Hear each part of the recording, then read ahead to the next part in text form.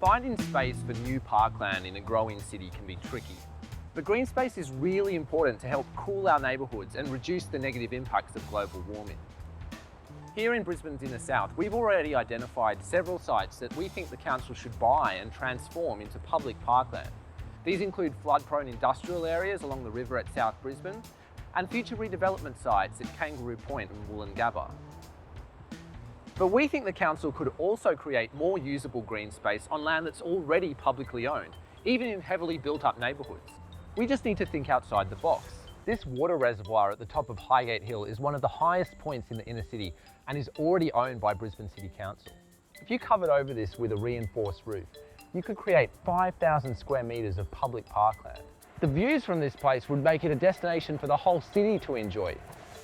This unusually wide stretch of train line corridor was once the Gloucester Street railway station.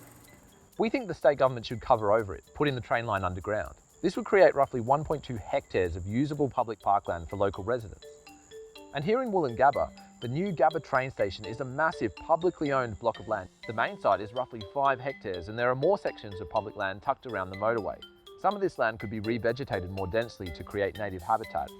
There are heaps of other places where we can create more space for trees and greenery, including by narrowing streets to convert underused areas of roadway and by repurposing bitumen car parks like this one.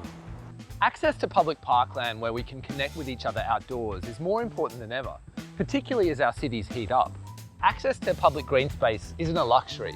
It's essential for a healthy society, but governments are always selling off public land for private development. So if we want a greener city, we have to fight for it.